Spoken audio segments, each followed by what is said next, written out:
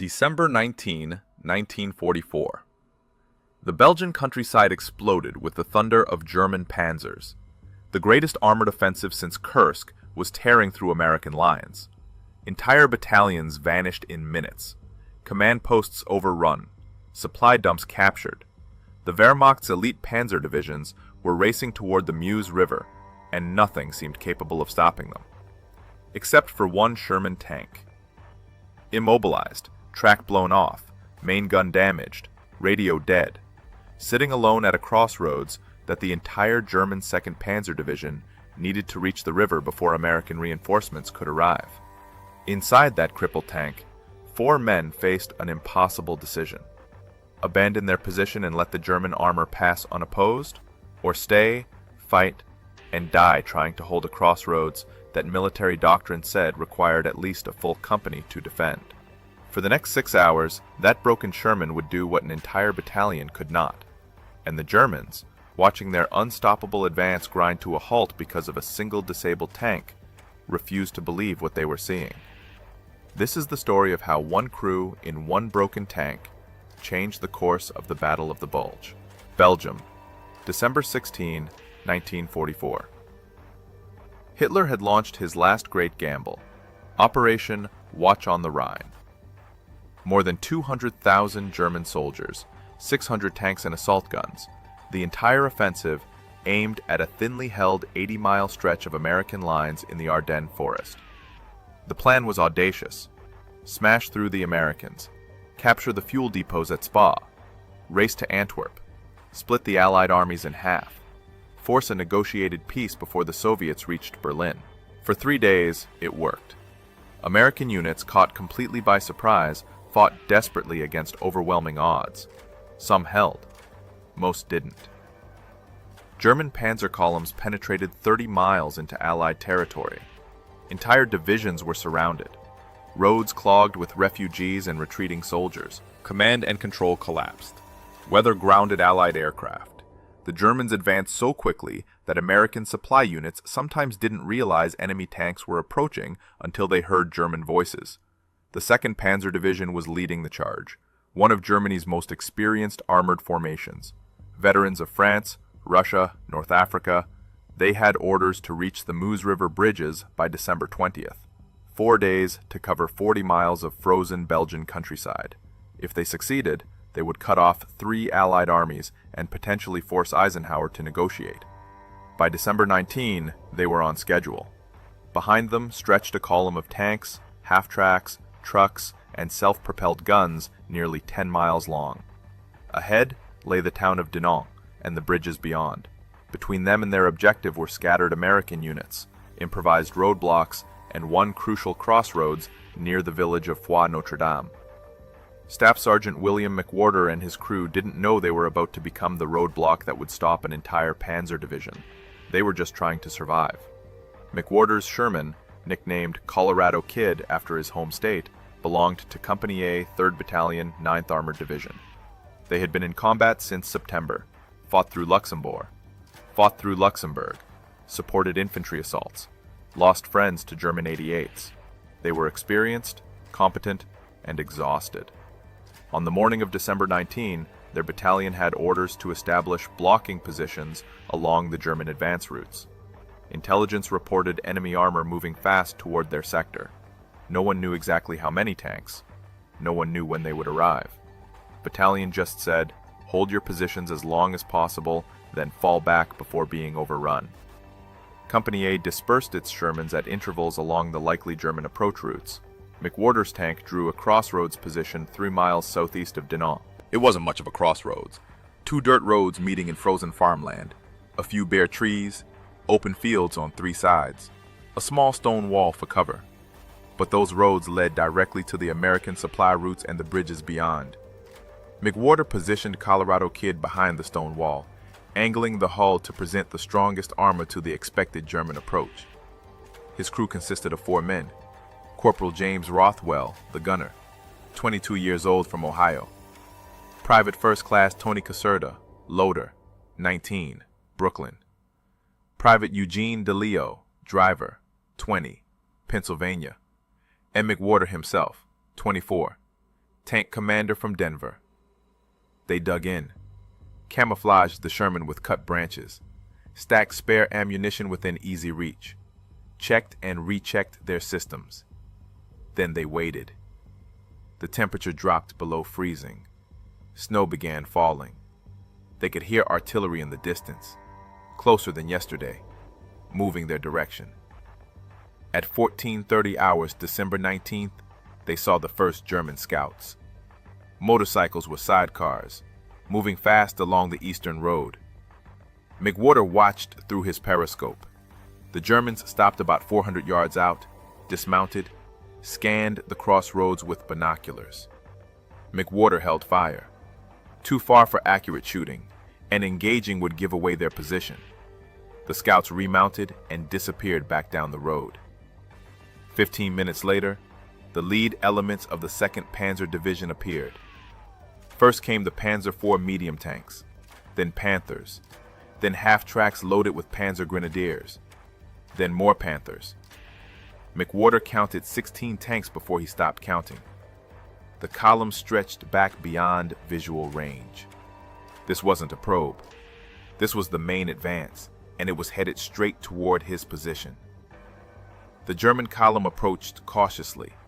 They expected resistance, minefields, tank destroyers, ambushes. What they didn't expect was to find a single Sherman, alone, blocking their entire advance route. At 800 yards, the lead Panzer IV spotted Colorado Kid. The German tank stopped, traversed its turret, fired. The shell screamed past McWhorter's position, missing by 20 feet. Rothwell already had the Panzer IV centered in his sights. McWhorter gave the order. Fire. The 75mm gun roared. The armor-piercing round struck the Panzer IV's front glacis plate, penetrated. The German tank shuddered, smoke pouring from its engine deck. Its crew bailed out, running for cover. First kill. The German column halted. This was standard doctrine. Lead tank destroyed meant possible minefield, possible dug-in anti-tank guns, possible ambush. They would deploy, scout the position, call up artillery. Standard procedure. But the road was narrow, the column packed tight. Deploying would take time. McWhorter had bought his first 15 minutes. The 2nd Panzer IV tried to maneuver off the road to flank Colorado Kid's position. The frozen ground betrayed it. The 50-ton tank slewed sideways, bogged down in a drainage ditch concealed by snow. Its commander tried to reverse. The tracks spun uselessly. It was stuck. Rothwell put a round through its turret ring. Second kill. Now the Germans knew they faced at least one well-positioned Sherman with a competent crew. The column couldn't advance until that Sherman was eliminated. But the narrow road and open fields limited their options. They would have to fight for the crossroads. A Panther tank, far more dangerous than the Panzer IV's, rumbled forward. Its 75mm gun could penetrate a Sherman's armor at any combat range. McWhorter knew Colorado Kid couldn't trade shots with a Panther and survive. He needed an angle, a weak spot, luck. The Panther commander made his first mistake. Overconfident, seeing only a single American tank, he advanced directly down the road, rather than waiting for infantry support to clear the position. McWhorter waited until the Panther reached 300 yards. Close enough for a killing shot. Far enough that missing meant death. The Panther fired first. The round struck Colorado Kid's frontal armor at an angle, deflected up and over the turret. The impact rang through the tank like a massive bell. DeLeo, the driver, shouted something. McWhorter couldn't hear over the ringing in his ears. Rothwell had already adjusted aim. The Panther's frontal armor was impenetrable to the Sherman's gun. But its side armor, if McWhorter could get the Panther to turn. He radioed. No response. The radio was dead. Antenna probably shot away by the Panther's near miss. Then the German commander made his second mistake. He tried to angle his tank to present a smaller target, exposing his thinner side armor for just seconds. Rothwell fired. The round punched through the Panther's side, penetrated the ammunition storage. The massive tank exploded, turret blown 15 feet into the air by the force of its own shells detonating. Third kill. The German column was now stalled completely. 3 burning tanks blocked the road. The Panthers behind them couldn't advance without clearing the wreckage. Infantry couldn't deploy effectively across the frozen fields without armor support. And that single American Sherman, positioned perfectly behind its stone wall, commanded every approach to the crossroads. German battalion commanders gathered 400 yards back, out of the Sherman's range, trying to understand what they faced. Radio intercepts suggested the Americans had a tank company in the area, maybe more. Artillery observers reported seeing only 1 tank, but that seemed impossible. 1 tank couldn't create this much disruption, could it? While the Germans debated, McWhorter assessed his situation. 3 kills, good shooting. But Colorado Kid was in trouble. The near miss from the Panther had done more damage than he initially thought. The main gun's hydraulic traverse was sluggish. They would have to aim manually, cranking the turret by hand. Slower. Much slower. The radio was completely dead. No way to call for support or warn battalion about the massive German force approaching. And then Caserta, the loader, discovered the worst news. That deflected Panther round hadn't just damaged the radio. It had severed the connection to their right track. They could still fire, still traverse the turret, but they couldn't move. Colorado Kid was immobilized. McWhorter faced his decision. Standard doctrine was clear. If your tank is immobilized in the face of superior enemy forces, abandon it. Destroy it if possible. Escape and evade back to friendly lines. Every manual, every training scenario, every combat instructor had drilled this into them. A crew was more valuable than a tank. Save the men, lose the machine. But the crossroads was more valuable than the tank, more valuable than the crew. If the 2nd Panzer Division pushed through here, they would cut the American supply line. Troops further east would be surrounded. The German advance toward Dinant would continue unopposed. The battle, maybe the entire offensive, could be decided right here. McWhorter gathered his crew, told them the situation, told them what doctrine said, then told them what he thought they should do. Stay, fight, hold as long as possible, buy time for reinforcements, make the Germans pay for every yard of ground. He gave them a choice. Anyone who wanted to leave could. No judgment, no court-martial. Just go. Get back to American lines while there was still time. 3 men looked at each other, at their commander, at the German column visible through the periscopes. Rothwell spoke for all of them. We stay. The German attack resumed at 1600 hours. This time they came with infantry. Panzer grenadiers dismounted from their half-tracks, fanning out across the frozen fields. Standard combined arms tactics. The infantry would locate and suppress the American position. Then the tanks would close in for the kill. But the open terrain that favored German mobility also exposed their infantry to devastating fire. McWhorter had Caserta and DeLeo firing their bow machine guns at the approaching grenadiers. Rothwell traversed the main gun manually, targeting half-tracks before they could discharge more troops. The Germans took casualties, fell back, regrouped. A Panzer IV attempted to suppress Colorado Kid with high explosive rounds while infantry advanced. The HE shells exploded against the stone wall and around the Sherman's position. Shrapnel rang off the hull. The concussions were deafening inside the tank. But the armor held. And between German salvos, Rothwell put an armor-piercing round through the Panzer IV's turret. 4th kill. The German battalion commander was now facing a tactical nightmare. He had an entire armored division backed up on a single road because 1 American tank controlled the crossroads. His schedule called for reaching the Meuse bridges by tomorrow. Instead, he was wasting hours trying to eliminate a single Sherman. Division headquarters was demanding progress. The Fuhrer was demanding breakthrough. And this 1 tank, this 1 crew, was holding up everything. He ordered up artillery. 8/8s from a flak battalion redeploying as anti-tank guns. They would pound the American position into rubble, then his panzers could advance over the wreckage. The guns deployed 2 kilometers back, out of the Sherman's range, but close enough for direct fire. McWhorter saw the 88s setting up. There was nothing he could do. The German guns outranged him, outgunned him, could penetrate his armor from any angle. This was how Colorado Kid would die. Not in a tank duel, not in close combat, but methodically destroyed by artillery the crew couldn't even see to shoot back at. The first salvo bracketed their position. One shell hit the stone wall, obliterating half of their cover. Another struck 30 yards behind them, throwing frozen earth and debris across the Sherman's engine deck.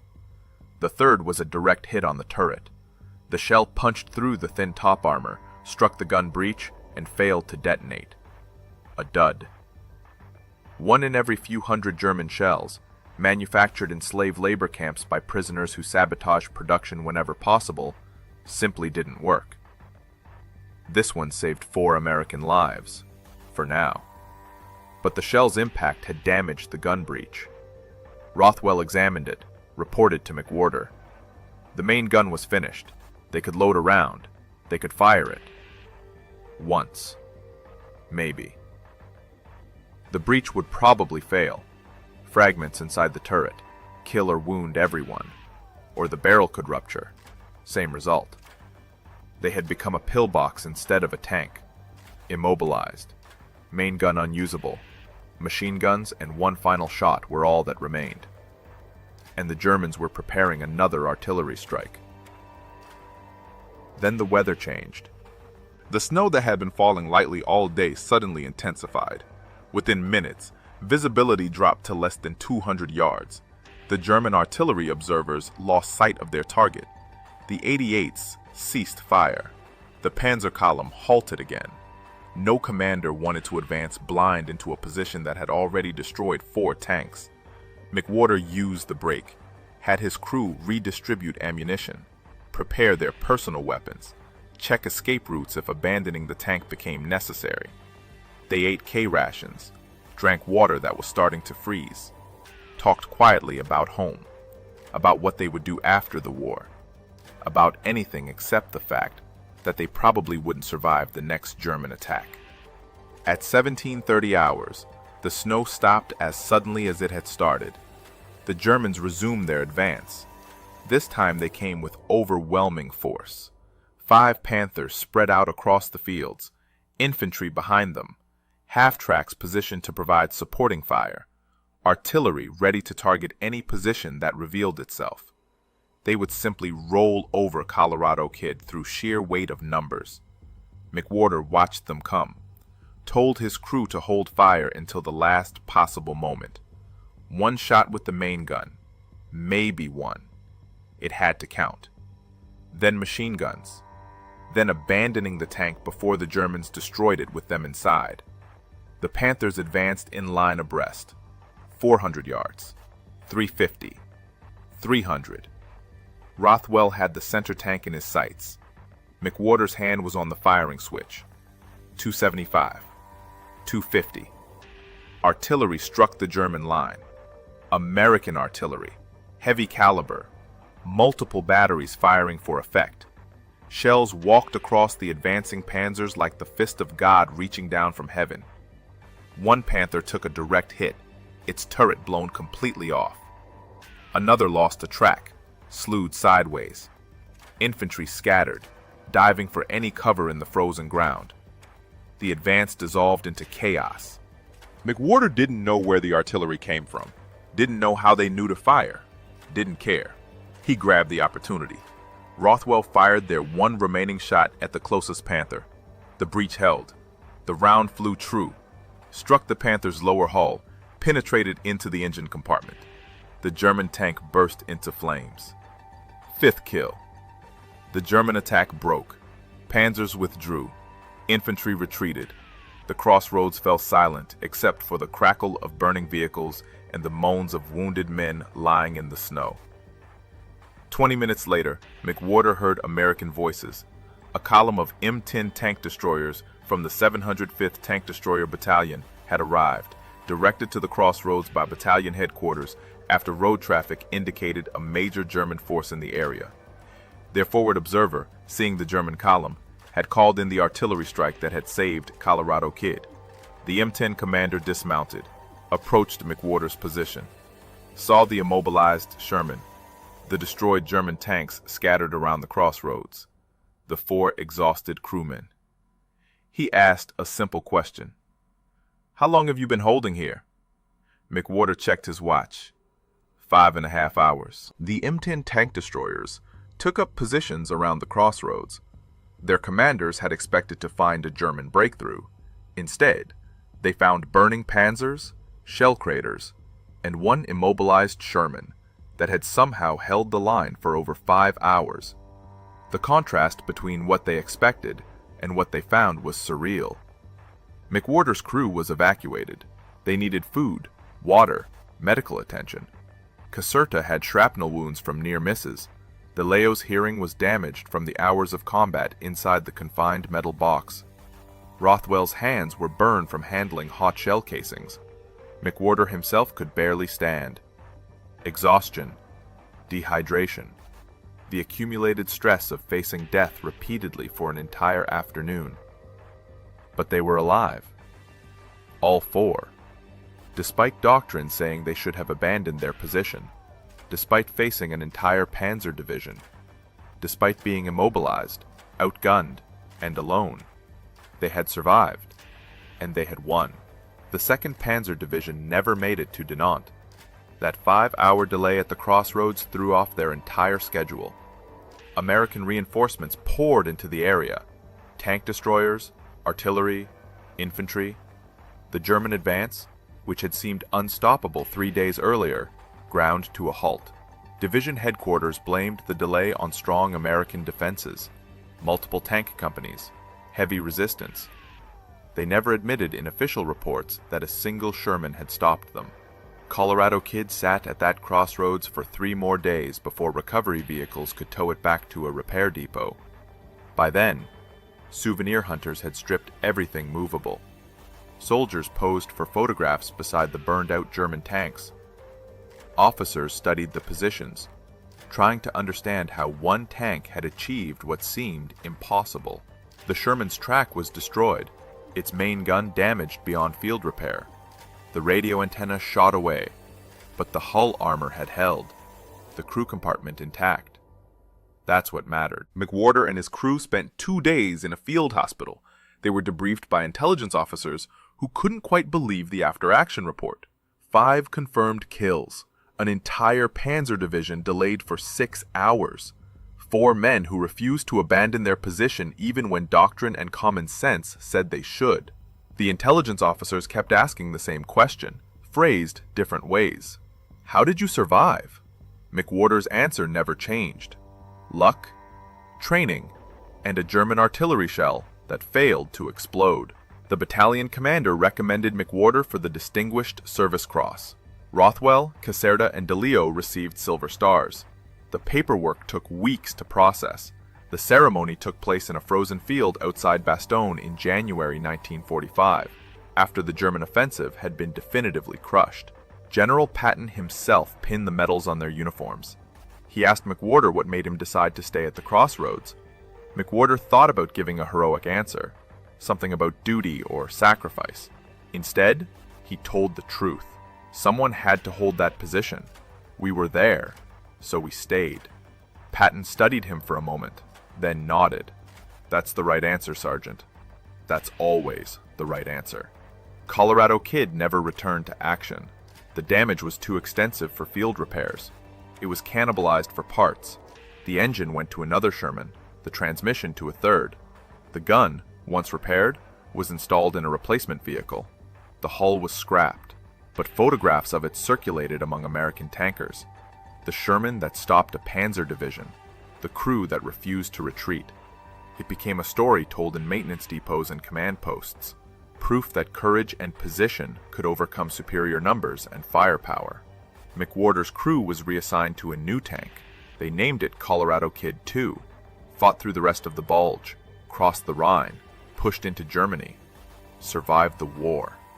All 4 men, against odds that should have killed them a dozen times over. They credited that day at the crossroads. If they could survive that, they could survive anything. After the war ended, they went their separate ways. McWhorter returned to Denver, worked construction, got married, had 3 children. Never talked much about the war. His wife knew he had been a tank commander, knew he had received medals, but he never explained why, never described the crossroads. The few times his children asked, He would just say he did his job like everyone else. Rothwell settled in Ohio, became a teacher. Every year on December 19th, he would think about that afternoon in Belgium, the German tanks approaching, the shells impacting around their position. The decision to stay when leaving would have been safer and easier. He never regretted it, but he never forgot it either. Caserta and DeLeo stayed in touch. Both lived in the New York area. They would meet occasionally, drink beer, remember the men they served with, argue good-naturedly about who had fired which machine gun burst, who had spotted which target first. They both agreed on one thing. McWhorter had saved their lives by making the right call. Stay, fight, hold. In 1984, a military historian researching the Battle of the Bulge discovered references to the Crossroads action in captured German documents.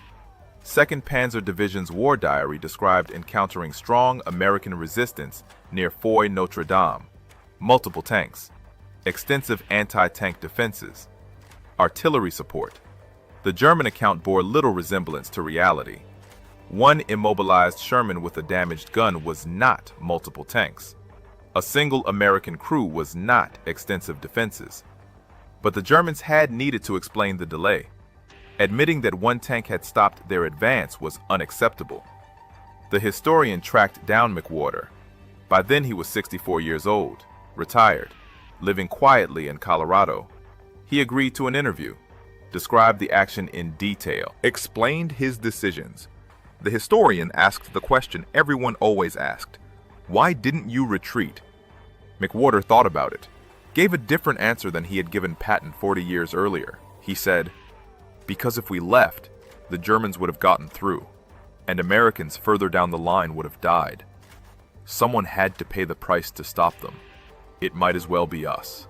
That interview became the basis for a chapter in the historian's book about overlooked actions during the Battle of the Bulge. It brought attention to what Colorado Kid's crew had accomplished. Veterans organizations invited McWhorter to speak. He declined most invitations, but he did agree to attend one reunion of the 9th Armored Division.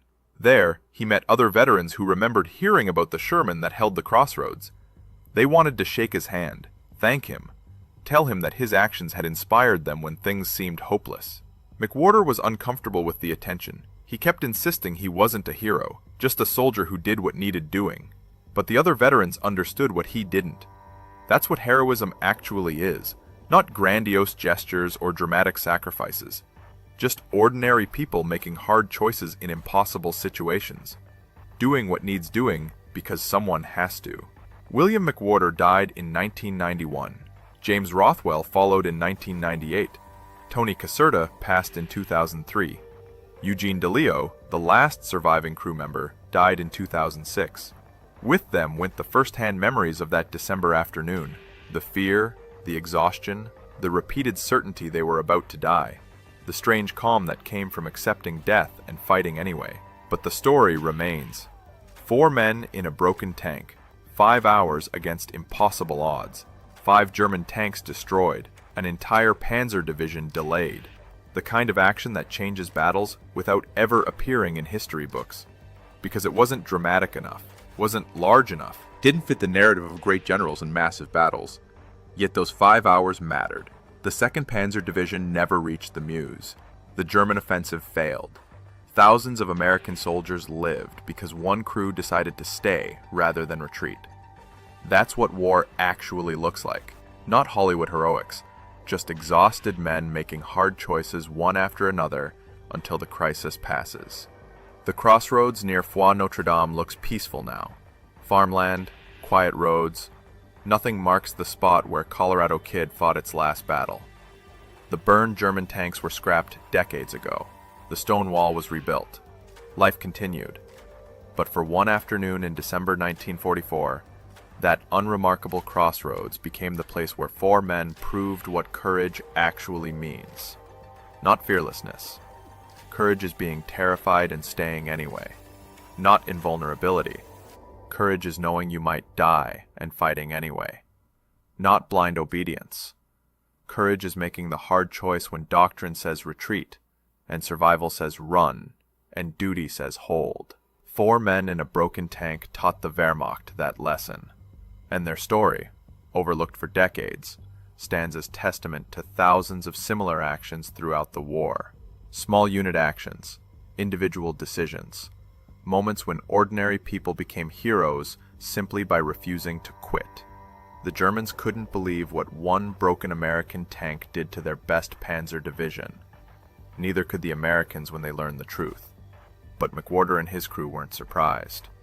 They knew what Sherman tanks could do when crewed by soldiers who refused to lose. Not because the tank was superior, not because American tactics were brilliant, but because sometimes courage and determination matter more than firepower and numbers. That's the real lesson of Colorado Kid. Technology matters. Training matters. Strategy matters. But in the end, war comes down to individual human decisions made in moments of crisis. 4 men decided to stay. That decision changed the battle, changed the offensive, changed history. Not dramatically, not obviously, but definitively. If this story moved you, we'd be honored if you'd like this video. Stories like these take days of research to bring to light. Your support helps us uncover more forgotten heroes from World War II. Subscribe and turn on notifications so you never miss another incredible story from the greatest generation. We want to hear from you. In the comments below, tell us where you're watching from, your country and city. Many of you served in the military or had fathers and grandfathers who fought in this war. Did you know someone who served in armored units? Have you heard similar stories of small unit actions that changed battles? Share your memories and thoughts below. Thank you for watching. Thank you for remembering these stories. The men who fought deserve more than history books that overlook their sacrifices. They deserve to be remembered, and we're here to make sure they are.